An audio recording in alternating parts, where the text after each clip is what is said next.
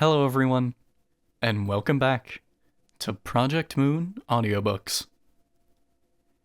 In today's episode, we will be reading books 8 and 9 of the Odyssey. I hope you enjoy. Book 8, The Songs of a Poet. Soon dawn appeared and touched the sky with roses. Majestic, holy King Alcinous leapt out of bed, as did Odysseus, the city sacker. Then the blessed king, mighty Alcinous, led out his guest to the Phaeacian council by the ships. They sat there side by side on polished stones. Meanwhile, Athena walked all through the town, appearing like the royal messenger. To help Odysseus's journey home, she stood beside each man in turn and said, "My lord, come to the meeting place to learn about the visitor to our king's home. Despite his wanderings by sea, he looks like an immortal god." So she roused up the hearts and minds of each, and soon the seats of council were filled up. The men assembled. Seeing Laertes' clever son, the crowd marveled. Athena poured unearthly charm upon his head and shoulders, and she made him taller and sturdier, so these Phaeacians would welcome and respect him, when he managed the many trials of skill that they would set to test him. When the people were assembled, Alcinous addressed them. "Hear me, leaders and chieftains of Phaeacia. I will tell you the promptings of my heart. This foreigner, I do not know his name, came wandering from west or east and showed up at my house. He begs and prays for help to travel on. Let us assist him, as we have before with other guests. No visitor has ever been forced to linger in my house. We always give them safe passage home. Now let us launch a ship for her maiden voyage on the water, and choose a crew of 52, the men selected as the best, and lash the oars beside the benches. Then return to shore, and come to my house. Let the young men hurry to cook a feast. I will provide supplies, plenty for everyone, and I invite you also, lords, to welcome him with me. Do not refuse. We also must invite Demodocus, the poet. Gods inspire him, so any song he chooses to perform is wonderful to hear." He led the way. The lords went with him, and the houseboy fetched the bard. The 52 select young men went to the shore, just as the king commanded. They reached the restless salty sea, and launched the black ship on the depths, set up the mast and sails, and fastened in the oars, by tying each to its leather thole strap, all in order. They spread the white sails wide, and moored the ship out in the water. Then the men walked up towards the mighty palace of the king. The halls and porticos were thronged with people, both old and young. To feed his many guests, Alcinous killed 12 sheep, and 8 boars with silver tusks, and 2 slow lumbering cows. Skinning the animals, they cooked a feast. The houseboy brought the poet, whom the muse adored. She gave him 2 gifts, good and bad. She took his sight away, but gave sweet song. The wine boy brought a silver-studded chair and propped it by a pillar, in the middle of all the guests, and by a peg he hung the poet's lyre above his head, and helped him to reach it, and he set a table by him, and a bread-basket, and a cup of wine to drink whenever he desired. They all took food. When they were satisfied, the muse prompted the bard to sing of famous actions, an episode whose fame has touched the sky. Achilles' and Odysseus' quarrel. How at a splendid sacrificial feast they argued bitterly, and Agamemnon was glad because the best of the Achaeans were quarreling, since when he had consulted the oracle at Pytho, crossing over the entry stone, Apollo had foretold that this would be the start of suffering for Greeks and Trojans, through the plan of Zeus. So sang the famous bard. Odysseus with his strong hands picked up his heavy cloak of purple, and he covered up his face. He was ashamed to let them see him cry. Each time the singer paused, Odysseus wiped tears, drew down the cloak and poured a splash of wine out of his goblet, for the gods. But each time, the Phaeacian nobles urged the bard to sing again. They loved his songs. So he would start again. Odysseus would moan and hide his head beneath his cloak. Only Alcinous could see his tears, since he was sitting next to him, and heard his sobbing. So he quickly spoke. "My lords, we have already satisfied our wish for feasting, and the lyre, the feast's companion. Now let us go outside and set up contests in every sport, So when our guest goes home, he can tell all his friends we are the best at boxing, wrestling, high jumping, and sprinting." With that, he led the way.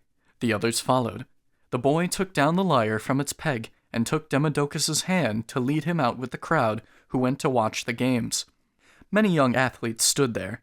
Acroneus, Oceolus, Alatrius, Nautius, Thoon, Anchialus, Aretmius, Anabasinius, and Pontius, Primnius, Proreus, Amphialus, the son of Polyneus, son of Tecton, and Naubolus' son, Euryalus, like Ares, cause of ruin. In his looks and strength, he was the best in all of Phaeacia, after Laodamas. 3 sons of great Alcinous stood up, Laodamas, godlike Clytonius, and Halius. First came the foot race. They lined up, then dashed all in an instant, right around the track so fast they raised the dust up from the field. Clytonius was the best by far at sprinting. He raced past all the others by the length of a field plowed by mules, and reached the crowd. Next came the brutal sport of wrestling, in which Euryalus was best. In jumping, Amphialus excelled. And at the discus, by far the best of all was Alatrius. The Prince Laodamas excelled at boxing. They all enjoyed the games. When they were over, Laodamas, Alcinous' son, said, "Now, my friends, we ought to ask the stranger if he plays any sports. His build is strong, his legs and arms and neck are very sturdy, and he is in his prime, though he has been broken by suffering. No pain can shake a man as badly as the sea, however strong he once was." Euryalus replied, "You are quite right, Laodamas. Why not call out to challenge him yourself?" The noble son of Alcinous agreed with him. He stood up in the middle of them all and called Odysseus. "Come here," he said. "Now you, sir, you should try our games as well. If you know any sports, it seems you would. Nothing can be more glorious for a man in a whole lifetime than what he achieves with hands and feet. So try, set care aside. Soon you will travel, since your ship is launched. The crew is standing by." Odysseus thought carefully. He had a plan. He answered, "Laodamas, why mock me with this challenge? My heart is set on sorrow, not on games, since I have suffered and endured so much that now I only want to get back home. I sit here praying to your king and people to grant my wish." Euryalus responded with outright taunting. "Stranger, I suppose you must be ignorant of all athletics. I know your type. The captain of a crew of merchant sailors, you roam round at sea and only care about your freight and cargo, keeping close watch on your ill-gotten gains. You are no athlete." With a scowl, he answered, "What crazy arrogance from you, you stranger! The gods do not bless everyone the same, with equal gifts of body, mind, or speech. One man is weak, but gods may crown his words with loveliness. Men gladly look to him. His speech is steady, with calm dignity. He stands out from his audience, and when he walks through town, the people look at him as if he were a god. Another man has godlike looks, but no grace in his words. Like you look impressive, and a god could not improve your body, but your mind is crippled. You have stirred my heart to anger with these outrageous comments. I am not lacking experience of sports and games. When I was young, I trusted my strong arms and was among the first. Now pain has crushed me. I have endured the agonies of war and struggled through the dangers of the sea. But you have challenged me and stung my heart. Despite my suffering, I will compete." With that, he leapt up, cloak and all, and seized a massive discus, heavier than that used by the others. He spun around, drew back his arm, and from his brawny hand he hurled. The stone went humming. The Phaeacians, known for rowing, ducked down, cowering beneath its arc. It flew beyond the other pegs. Athena marked the spot. In human guise, she spoke. "A blind man, stranger, could discern this mark by groping. It is far ahead of all the others. You can celebrate. You won this round, and none of them will ever throw further, or as far." Odysseus was thrilled to realize he had a friend to take his side, and with a lighter heart, he told the young Phaeacians, "Try to match this. If you can do it, I will throw another, as far or farther. You have made me angry, so I will take you on in any sport. Come on! In boxing, wrestling, or sprinting, I will compete with anyone, except Laodamas. He is my host. Who would fight with a friend? A man who challenges those who have welcomed him in a strange land is worthless and a fool. He spites himself. But I will challenge any of you others. Test my ability, let me know yours. I am not weak at any sport men practice. I know the way to hold a polished bow. I always was the first to hit my man out of a horde of enemies, though many comrades stood by me, arrows taking aim. At Troy, when the Achaeans shot their bows, the only one superior to me was Philoctetes. Other men who eat their bread on earth are all worse shots than me. But I will not compete with super-archers, with Heracles or Eurytus, who risked competing with the gods at archery. Apollo was enraged at him and killed him as soon as he proposed it. He died young and did not reach old age in his own home. And I can throw a spear beyond the shots that others reach with arrows. I am only concerned that one of you may win the foot race. I lost my stamina, and my legs weakened during my time at sea, upon the raft. I could not do my exercise routine. The crowd was silent, but Alcinous said, Sir, you have expressed, with fine good manners, your wish to show your talents, and your anger at that man who stood up in this arena and mocked you, as no one who understands how to speak properly would ever do. Now listen carefully, so you may tell your own fine friends at home when you are feasting beside your wife and children, and remember our skill in all the deeds we have accomplished from our forefathers' time till now. We are not brilliant at wrestling or boxing, but we are quick at sprinting, and with ships we are the best. We love the feast, the lyre, dancing and varied clothes, hot baths and bed. But now let the best dancers of Phaeacia perform, so that our guest may tell his friends when he gets home how excellent we are at seafaring, at running, and at dancing and song. Let someone bring the well-tuned lyre from inside for Demodocus. Go quickly! So spoke the king. The horse-boy brought the lyre. The people chose 9 referees to check the games were fair. They leveled out a floor for dancing, with a fine wide ring around. The houseboy gave Demodocus the lyre. He walked into the middle, flanked by boys, young and well-trained, who tapped their feet performing the holy dance, their quick legs bright with speed. Odysseus was wonderstruck to see it. The poets strummed and sang a charming song about the love of fair-crowned Aphrodite for Ares, who gave lavish gifts to her and shamed the bed of Lord Hephaestus, where they secretly had sex. The sun god saw them, and told Hephaestus. Bitter news for him. He marched into his forge to get revenge, and set the mighty anvil on its block, and hammered chains so strong that they could never be broken or undone. He was so angry at Ares. When his trap was made, he went inside the room of his beloved bed, and twined the mass of cables all around the bedposts, and then hung them from the ceiling, like slender spiderwebs, so finely made that nobody could see them, even gods. The craftsmanship was so ingenious. When he had set the trap across the bed, he traveled to the cultured town of Lemnos, which was his favorite place in all the world. Ares the Golden Rider had kept watch. He saw Hephaestus, famous wonder-worker, leaving his house, and went inside himself. He wanted to make love with Aphrodite. She had returned from visiting her father, the mighty son of Cronus. There she sat. Then Ares took her hand and said to her, My darling, let us go to bed. Hephaestus is out of town. He must have gone to Lemnos to see the Sintians, whose speech is strange. She was excited to lie down with him. They went to bed together. But the chains ingenious Hephaestus had created wrapped tight around them, so they could not move or get up. Then they knew that they were trapped. The limping god drew near. Before he reached the land of Lemnos, he had turned back home. Troubled at heart, he came towards his house. Standing there in the doorway, he was seized by savage rage. He gave a mighty shout, calling to all the gods. O Father Zeus, and all you blessed gods who live forever, look! You may laugh, but it is hard to bear.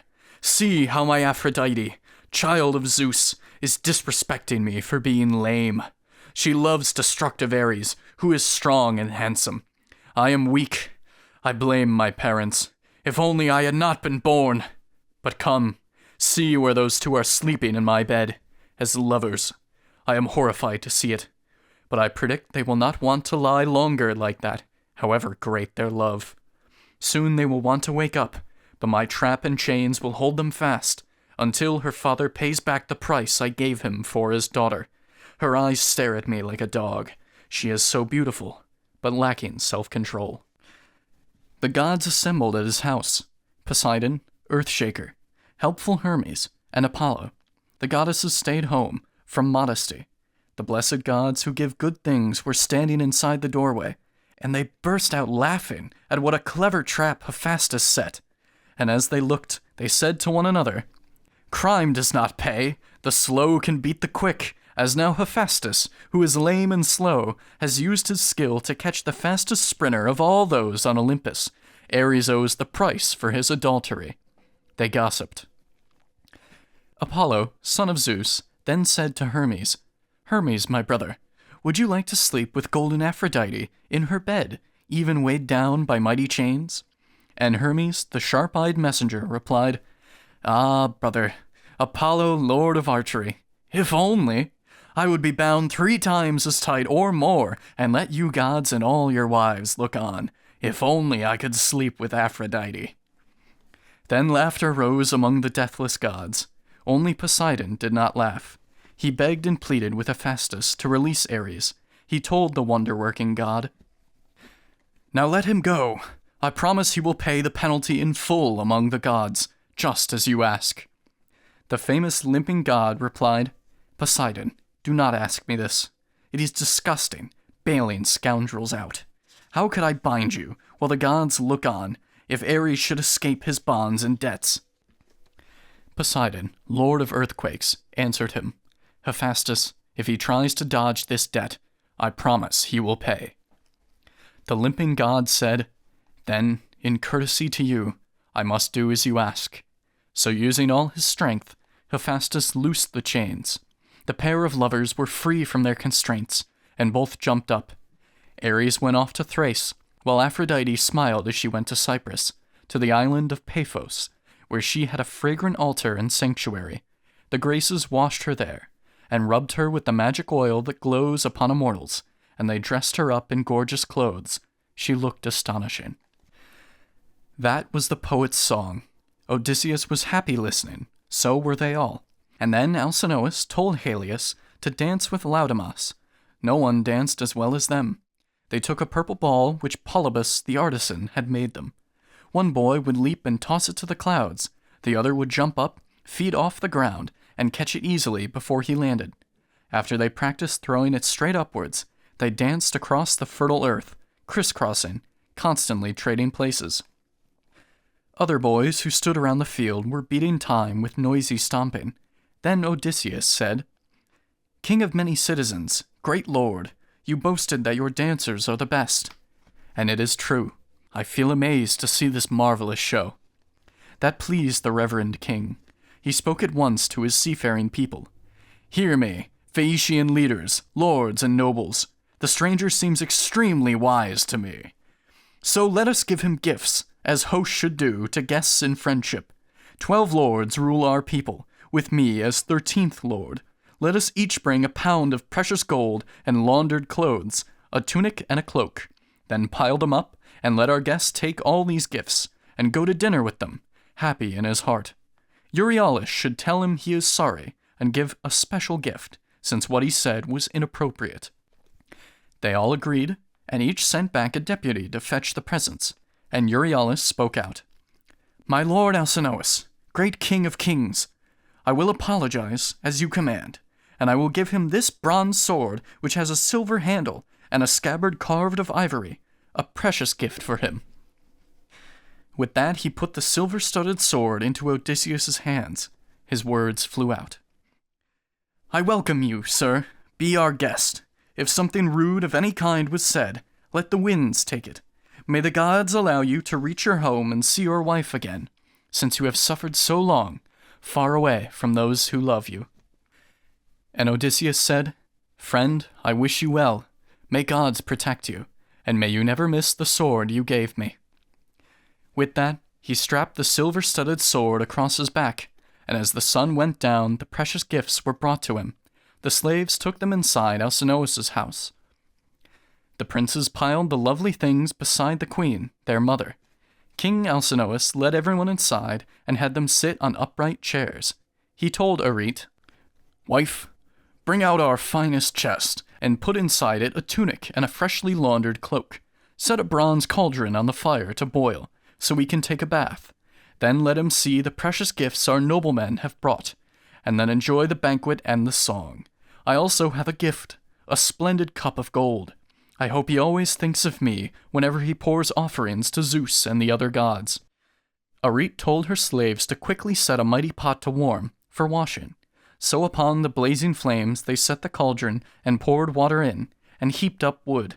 The fire licked around the belly of the tub and warmed the water. Arete brought from her own room a chest to give the guest, and packed the gifts inside, the clothes and gold that they had given him, and she herself put in a cloak and tunic. She told him, "Watch the lid and tie it closed, so nobody can rob you as you travel, when you are lulled to sleep on your black ship." Odysseus, experienced in loss, took careful note. He shut the lid and tied a cunning knot that he had learned from Circe. Then right away the slave girl led him off towards the bath to wash. He was delighted to see hot water. He had not been bathed since he had left the home of curly-haired Calypso, who had taken care of him as if he were a god. The slave girls washed him, rubbed oil on him, and dressed him in a tunic and fine wool mantle. Freshly bathed, he joined the men at wine. And there stood Nausicaa, divinely beautiful, beside a pillar that held the palace roof. She was amazed to see Odysseus. Her words flew fast. "Goodbye then, stranger, but remember me when you reach home, because you owe your life to me. I helped you first." Odysseus replied politely, "Nausicaa, may Zeus, husband of Hera, mighty lord of thunder, allow me to go back and see my home. There I shall pray to you as to a god, forever, princess, since you saved my life." With that, he went to sit beside the king. Now they were serving out the food and pouring wine, and the steward led out to the center Demodocus, the well-respected poet. He sat him in the middle of the banquet, against a pillar. Then Odysseus thought fast, and sliced a helping from the pig, all richly laced with fat. The plate of meat had plenty left. He told the boy, "Go take this meat and give it to Demodocus. Despite my grief, I would be glad to meet him. Poets are honored by all those who live on earth. The muse has taught them how to sing. She loves the race of poets." So the houseboy handed it to Demodocus. He took it gladly, and everybody took their food. When they had had enough to eat and drink, the clever mastermind of many schemes said, "You are wonderful, Demodocus. I praise you more than anyone. Apollo, or else the muse, the child of Zeus, has taught you. You tell so accurately what the Greeks achieved, and what they suffered there at Troy, as if you had been there, or heard about it from somebody who was. So sing the story about the wooden horse, which Epeius built with Athena's help. Odysseus dragged it inside into the citadel, filled up with men to sack the town. If you can tell that as it happened, I will say that you truly are blessed with inspiration." A god inspired the bard to sing. He started with how the Greeks set fire to their camp, and then embarked and sailed away. Meanwhile, Odysseus brought in a gang of men into the heart of Troy, inside the horse. The Trojans pulled the thing up to the summit, and sat around discussing what to do. Some said, "We ought to strike the wood with swords." Others said, "Drag it higher up, and hurl it down from the rocks." But some said they should leave it to pacify the gods. So it would be. The town was doomed to ruin when it took that horse, chock full of fighters bringing death to Trojans. And he sang how the Achaeans poured from the horse, in ambush from the hollow, and sacked the city, how they scattered out, destroying every neighborhood, like Ares. Odysseus, with Menelaus, rushed to find Deiphobus's house, and there he won at last, through dreadful violence, thanks to Athena. So the poet sang. Odysseus was melting into tears. His cheeks were wet with weeping, as a woman weeps, as she falls to wrap her arms around her husband, fallen fighting for his home and children. She is watching as he gasps and dies. She shrieks, a clear, high wail, collapsing upon his corpse. The men are right behind. They hit her shoulders with their spears and lead her to slavery, hard labor, and a life of pain. Her face is marked with her despair. In that same desperate way, Odysseus was crying. No one noticed that his eyes were wet with tears, except Alcinous, who sat right next to him and heard his sobs. Quickly, he spoke to his seafaring people. "Listen, my lords and nobles of Phaeacia. Demodocus should stop and set aside the lyre, since what he sings does not give pleasure to everyone. Throughout this heavenly song, since dinner time, our guest has been in pain, grieving. A heavy burden weighs his heart. Let the song end, so we can all be happy, both guest and hosts. That would be best by far. This send-off party and these precious gifts, which we give out of friendship, are for him, our guest of honor. Any man of sense will treat a guest in need like his own brother. Stranger, now answer all my questions clearly, not with evasion. Frankness would be best. What did your parents name you? With what name are you known to your people? Surely no one in all the world is nameless, poor or noble, since parents give a name to every child at birth. And also tell me of your country, your people, and your city, so our ships, steered by their own good sense, may take you there. Phaeacians have no need of men at helm nor rudders, as in other ships. Our boats intuit what is in the minds of men, and know all human towns and fertile fields. They rush at full tilt across the gulf of salty sea, concealed in mist and clouds. They have no fear of damages or loss. But once I heard Nausithous, my father, say that Poseidon hates us for the help we give to take our guests across the sea, and that one day a ship of ours would suffer shipwreck on its return. A mighty mountain would block our town from sight. So father said. Perhaps the god will bring these things to pass or not, as is his will. But come now, tell me about your wanderings. Describe the places, the people, and the cities you have seen. Which ones were wild and cruel, unwelcoming, and which were kind to visitors, respecting the gods?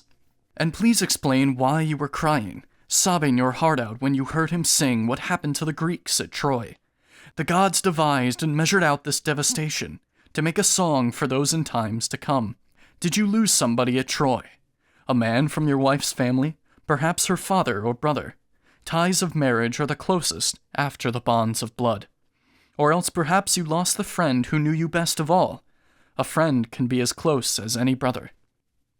Book 9. A Pirate in a Shepherd's Cave. Wily Odysseus, the Lord of Lies, answered, My lord Alcinous, great king, it is a splendid thing to hear a poet as talented as this. His voice is godlike. I think that there can be no greater pleasure than when the whole community enjoys a banquet, as we sit inside the house and listen to the singer, and the tables are heaped with bread and meat. The wine boy ladles drink from the bowl and pours it into cups. To me this seems ideal, a thing of beauty. Now something prompted you to ask about my own sad story. I will tell you, though the memory increases my despair. Where shall I start? Where can I end? The gods have given me so much to cry about. First, I will tell my name, so we will be acquainted, and if I survive, you can be my guest in my distant home one day. I am Odysseus, Laertes' son, known for my many clever tricks and lies. My fame extends to heaven, but I live in Ithaca, where shaking forest hides Mount Neriton. Close by are other islands, Delicaeum and wooded Zacynthus and Same. All the others face the dawn.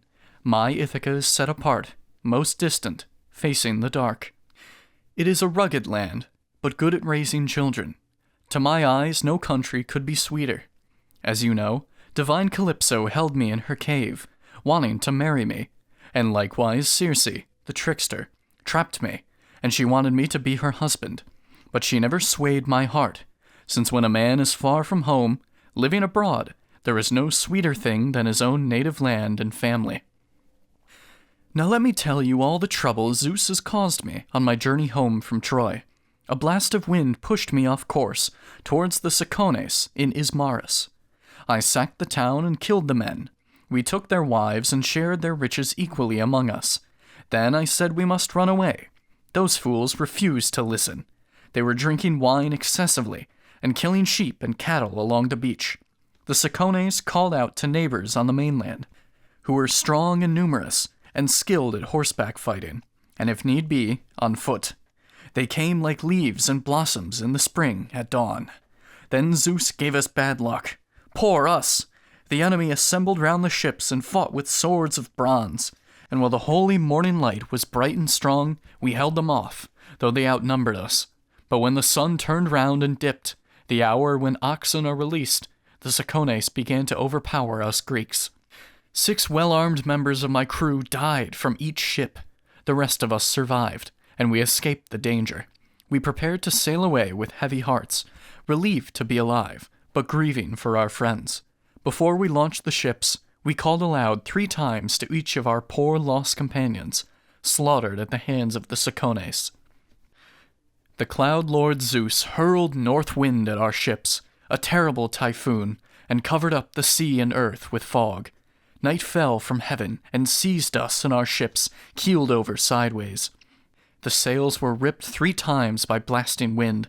Scared for our lives, we hoisted down the sails and rowed with all our might towards the shore. We stayed there for 2 days and nights, exhausted, eating our hearts with pain. When bright-haired dawn brought the 3rd morning, we set up our masts, unfurled the shining sails, and climbed aboard. The wind blew straight, the pilots steered, and I would have come safely home to my own land, but as I rounded Malea, a current and blast of wind pushed me off course, away from Cythera. For 9 days I was swept by stormy winds across the fish-filled sea. On the 10th day, I landed on the island of those who live on food from lotus flowers. We gathered water, and my crew prepared a meal. We picnicked by the ships. Then I chose 2 men and 1 slave to make the 3rd to go and scout. We needed to find out what kind of people lived there on that island.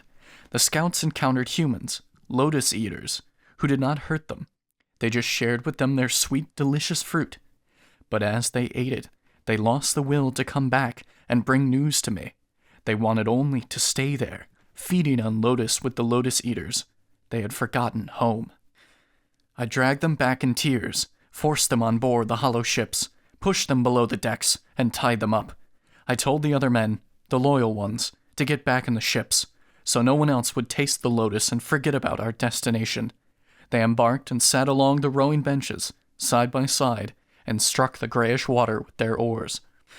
With heavy hearts we sailed along and reached the country of the lawless Cyclopes, a haughty people who put their trust in gods, and do not plant their food from seed, nor plow, and yet the barley, grain, and clustering wine grapes all flourish there, increased by rain from Zeus. They hold no councils, have no common laws, but live in caves on lofty mountain tops, and each make laws for his own wife and children, without concern for what the others think. A distance from this island is another, across the water, slant ways from the harbor, level and thickly wooded. Countless goats live there, but people never visit it. No hunters labor through its woods to scale its hilly peaks. There are no flocks of sheep, no fields of plowland. It is all untilled, unsown, and uninhabited by humans. Only the bleating goats live there and graze. Cyclopic people have no red-cheeked ships and no shipwright among them who could build boats to enable them to row across to other cities, as most people do, crossing the sea to visit one another. With boats they could have turned this island into a fertile colony, with proper harvests. By the gray shore there lie well-watered meadows, where vines would never fail. There is flat land for plowing, and abundant crops would grow in the autumn. There is richness underground. The harbor has good anchorage.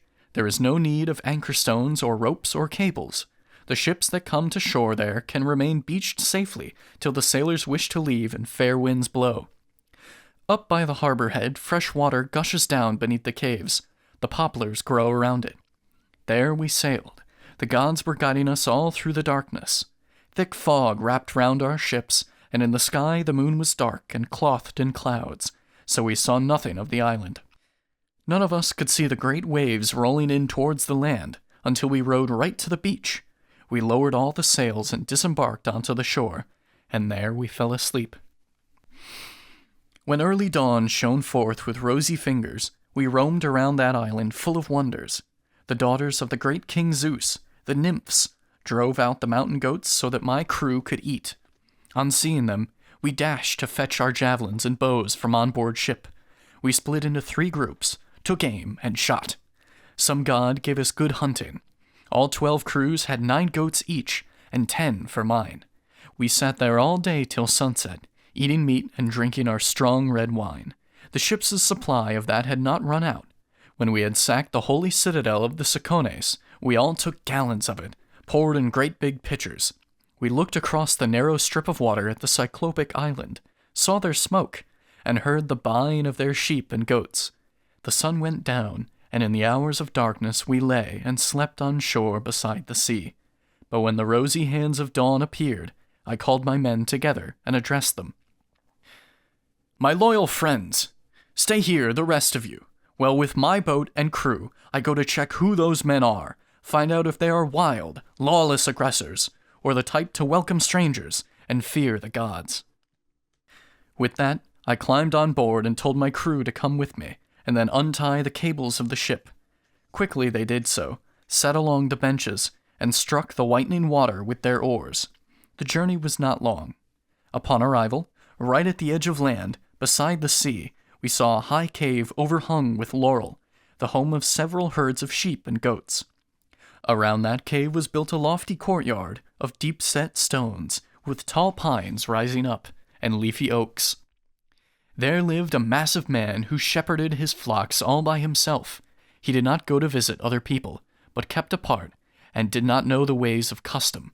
In his build he was a wonder, a giant, not like men who live on bread, but like a wooded peak in airy mountains, rising alone above the rest. I told my loyal crew to guard the ship, while I would go with just 12 chosen men, my favorites. I took a goat skin full of dark, sweet wine that I was given by Apollo's priest, Marin, the son of Euanthes, who lived inside the shady grove on Ismarus. In reverence to the god, I came to help him and save his wife and son.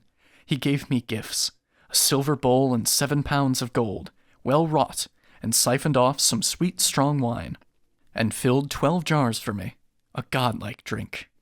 The slaves knew nothing of this wine. It was known just to him, his wife, and 1 house girl. Whenever he was drinking it, he poured a single shot into a cup and added 20 of water. And a marvelous smell rose from the bowl, and all would long to taste it. I filled a big skin up with it, and packed provisions in a bag. My heart suspected that I might meet a man of courage, wild, and lacking knowledge of the normal customs. We soon were at the cave, but did not find the Cyclops. He was pasturing his flocks. We went inside and looked at everything. We saw his crates weighed down with cheese, and pens crammed full of lambs divided up by age, the newborns, middlings, and those just weaned. There were well-crafted bowls and pails for milking, all full of whey. My crew begged, "Let us grab some cheese and quickly drive the kids and lambs out of their pens and down to our swift ships and sail away across the salty water."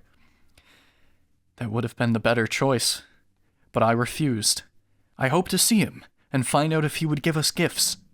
In fact, he brought no joy to my companions. Then we lit a fire and made a sacrifice, and ate some cheese, and sat to wait inside the cave until he brought his flocks back home. He came at dinner time, and brought a load of wood to make a fire. He hurled it noisily into the cave. We were afraid, and cowered towards the back. He drove his ewes and nannies inside to milk them, but he left the rams and he-goats in the spacious yard outside. He lifted up the heavy stone and set it to block the entrance of the cave. It was a rock so huge and massive, 22 strong carts could not have dragged it from the threshold. He sat, and all in order milked his ewes and she-goats. Then he set the lambs to suck beside each bleeding mother. Then he curled half of the fresh white milk, set that aside in wicker baskets, and the rest he stored in pails so he could drink it with his dinner. When he had carefully performed his chores, he lit a fire, then looked around and saw us. "Strangers, who are you? Where did you come from across the watery depths?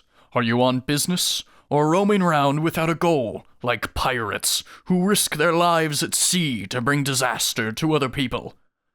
So he spoke, his voice so deep and booming, and his giant size made our hearts sink in terror.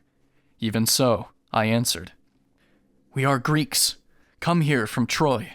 The winds have swept us off in all directions across the vast expanse of sea, off course from our planned route back home. Zeus willed it so. We are proud to be the men of Agamemnon, the son of Atreus, whose fame is greatest under the sky, for sacking that vast city and killing many people. Now we beg you, here at your knees, to grant a gift, as is the norm for hosts and guests. Please, sir, my lord, respect the gods. We are your supplicants, and Zeus is on our side, since he takes care of visitors, guest friends, and those in need." Unmoved, he said, "Well, foreigner, you are a fool, or from some very distant country. You order me to fear the gods. My people think nothing of that Zeus with his big scepter, nor any god. Our strength is more than theirs. If I spare you or spare your friends, it will not be out of fear of Zeus. I do the bidding of my own heart. But are you going far in that fine ship of yours, or somewhere near?" He spoke to test me, but I saw right through him. I know how these things work. I answered him deceitfully. "Poseidon, the earth-shaker, shipwrecked me at the far end of your island. He pushed us in, wind dashed us on the rocks. We barely managed to survive." But he made no reply and showed no mercy. Leaping up high, he reached his hands towards my men, seized two, and knocked them hard against the ground like puppies, and the floor was wet with brains. He ripped them limb by limb to make his meal, then ate them like a lion on the mountains, devouring flesh, entrails, and marrow bones, and leaving nothing. Watching this disaster, we wept and lifted up our hands in prayer to Zeus. We felt so helpless. When the Cyclops had filled his massive belly with his meal of human meat and unmixed milk, he lay stretched out among his flocks. Then, thinking like a military man, I thought I should get out my sword, go up to him, and thrust right through his torso, feeling for his liver. That would have doomed us all. On second thoughts, I realized we were too weak to move the mighty stone he set in the high doorway, so we stayed there in misery till dawn. Early the dawn appeared, pink fingers blooming, and then he lit his fire and milked his ewes in turn, and set a lamb by every one.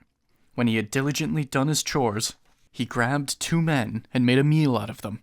After he ate, he drove his fat flock out. He rolled the boulder out and back with ease, as one would set the lid upon a quiver. Then, whistling merrily, the Cyclops drove his fat flocks to the mountain. I was left, scheming to take revenge on him and hurt him, and gain the glory, if Athena let me. I made my plan. Beside the pen there stood a great big club, green olive wood, which he had cut to dry, to be his walking stick. It was so massive that it looked to us like a ship's mast, a 20-oared black freighter that sails across the vast sea full of cargo. I went and cut from it about a fathom, and gave it to the men, and ordered them to scrape it down. They made it smooth, and I stood by and sharpened up the tip, and made it hard in the blazing flame. The cave was full of dung. I hid the club beneath a pile. Then I gave orders that the men cast lots for who would lift the stake with me and press it into his eye, when sweet sleep overtook him. The lots fell on the men I would have chosen, 4 men, and I was 5th among their number. At evening he drove back his woolly flocks into the spacious cave, both male and female, and left none in the yard outside, perhaps suspecting something, or perhaps a god told him to do it. He picked up and placed the stone to form a door, and sat to milk the sheep and bleating goats in turn, then put the little ones to suck. His chores were done. He grabbed 2 men for dinner. I approached and offered him a cup of ivywood, filled full of wine. I said, "Here, Cyclops, you have eaten human meat. Now drink some wine. Sample the merchandise our ship contains. I brought it as a holy offering, so you might pity me and send me home. But you are in a cruel rage, beyond what anyone could bear. Do you expect more guests when you have treated us so rudely?" He took and drank the sweet, delicious wine. He loved it, and demanded more. "Another, and now tell me your name, so I can give you a present as my guest, one you will like. My people do have wine. Grape clusters grow from our rich earth, fed well by rain from Zeus. But this is nectar, god food." So I gave him another cup of wine, and then 2 more. He drank them all, unwisely. With the wine gone to his head, I told him, all politeness, "Cyclops, you asked my name. I will reveal it. Then you must give the gift you promised me, of hospitality. My name is Outis. My family and friends all call me Outis." He answered with no pity in his heart, "I will eat Outis last. First I will eat the other men. That is my gift to you." Then he collapsed, fell on his back, and lay there, his massive neck askew. All-conquering sleep took him. In drunken heaviness, he spewed wine from his throat and chunks of human flesh. And then I drove the spear into the embers to heat it up, and told my men, "Be brave." I wanted none of them to shrink in fear. The fire soon seized the olive spear, green though it was, and terribly it glowed. I quickly snatched it from the fire. My crew stood firm. Some god was breathing courage in us. They took the olive spear, its tip all sharp, and shoved it in his eye. I leaned on top and twisted it, as when a man drills wood for shipbuilding. Below, the workers spin the drill with straps, stretched out from either end. So round and round it goes, and so we whirled the fire-sharp weapon in his eye. His blood poured out around the stake, and blazing fire sizzled his lids and brows and fried the roots. As when a blacksmith dips an axe or adze to temper it in ice-cold water, loudly it shrieks. From this, the iron takes on its power. So did his eyeball crackle on the spear. Horribly then he howled, the rocks resounded, and we shrank back in fear. He tugged the spear out of his eye, all soaked with gushing blood. Desperately, with both hands, he hurled it from him, and shouted to the cyclopes who lived in caves high up on windy cliffs around.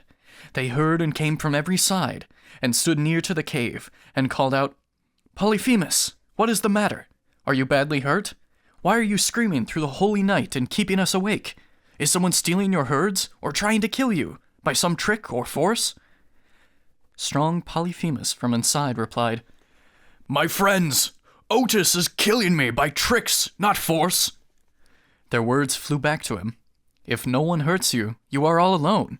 Great Zeus has made you sick. No help for that. Pray to your father, mighty Lord Poseidon."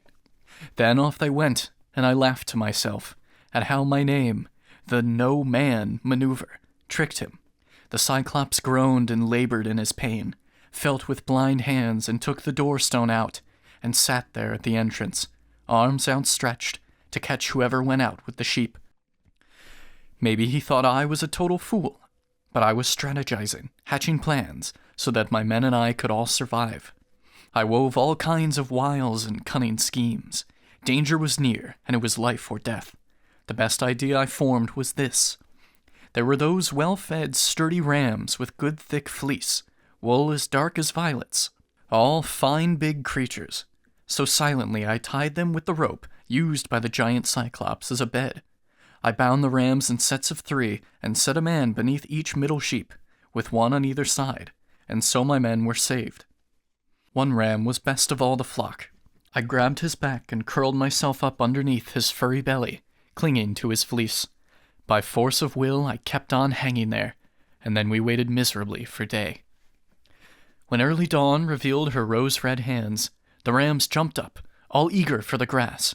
The ewes were bleeding in their pens, unmilked, their udders full to bursting. Though their master was weak and worn with pain, he felt the back of each ram as he lined them up, but missed the men tied up beneath their woolly bellies. Last of them all, the big ram went outside, heavy with wool and me, the clever trickster.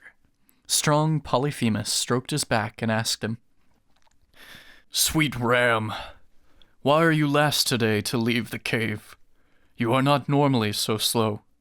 You are the first to eat the tender flowers, leaping across the meadow, first to drink, and first to want to go back to the sheepfold at evening time.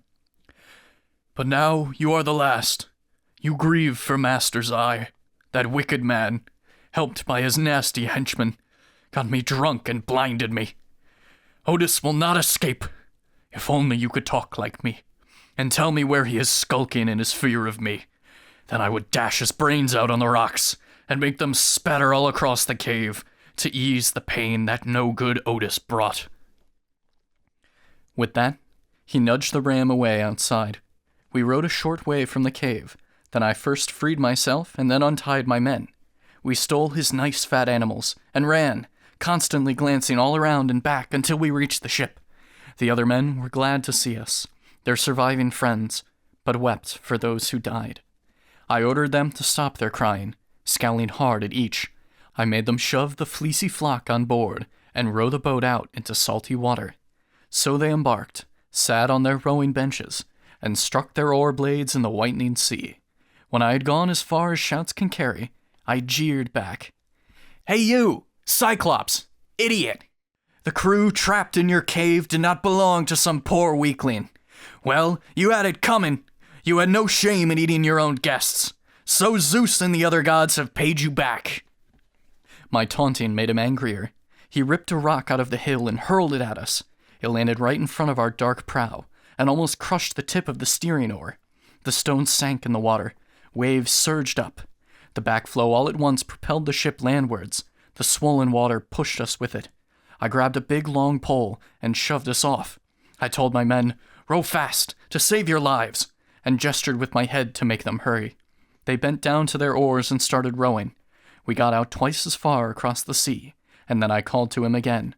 My crew begged me to stop and pleaded with me. "Please, calm down. Why are you being so insistent in taunting this wild man? He hurled that stone and drove our ship right back to land. We thought that we were going to die. If he had heard us, he would have hurled a jagged rock and crushed our heads and wooden ship. He throws so hard." But my tough heart was not convinced. I was still furious, and shouted back again, "Cyclops, if any mortal asks you how your eye was mutilated and made blind, say that Odysseus, the city sacker, Laertes' son, who lives in Ithaca, destroyed your sight." He groaned. "The prophecy! It has come true at last! There was a tall and handsome man named Telemus, the son of Eurymus, who lived among my people. He spent his life here, soothsaying for us. He told me that Odysseus' hands would make me lose my sight. I always thought a tall and handsome man would visit me, endowed with strength and courage. But this weakling, this little nobody, has blinded me. By wine he got the best of me. Come on, Odysseus, and let me give you gifts, and ask Poseidon's help to get you home. I am his son. The god is proud to be my father. He will heal me if he wants, though no one else, not god nor man, can do it." After he said these words, I answered him, "If only I could steal your life from you and send you down to Hades' house below. As sure as nobody will ever heal you, even the god of earthquakes." But he prayed, holding his arms towards the starry sky. "Listen, Earthshaker, blue-haired Lord Poseidon, acknowledge me your son, and be my father. Grant that Odysseus, the city sacker, will never go back home. Or if it is fated that he will see his family, then let him get there late and with no honor, in pain and lacking ships, and having caused the death of all his men, and let him find more trouble in his own house." Blue Poseidon granted his son's prayer. Polyphemus raised a rock far bigger than the last, and swung, then hurled it with immeasurable force. It fell a little short, beside our rudder, and splashed into the sea. The waves surged up, and pushed the boat ahead, to the other shore. We reached the island where our ships were docked. The men were sitting waiting for us, weeping. We beached our ship and disembarked, then took the sheep that we had stolen from the Cyclops out of the ship's hold, and we shared them out fairly, so all the men got equal portions. But in dividing up the flock, my crew gave me alone the ram, the Cyclops' favorite. There on the shore, I slaughtered him for Zeus, the son of Cronus, god of dark clouds, lord of all the world. I burned the thighs. The god ignored my offering, and planned to ruin all of my ships and all my loyal men. So all day long till sunset we were sitting, feasting on meat and drinking sweet strong wine. But when the sun went down and darkness fell, we went to sleep beside the breaking waves. Then when rose-fingered dawn came, bright and early, I roused my men and told them to embark and loose the cables. Quickly they obeyed, sat at their rowing benches, all in order, and struck the grey salt water with their oars. So we sailed on, with sorrow in our hearts, glad to survive, but grieving for our friends.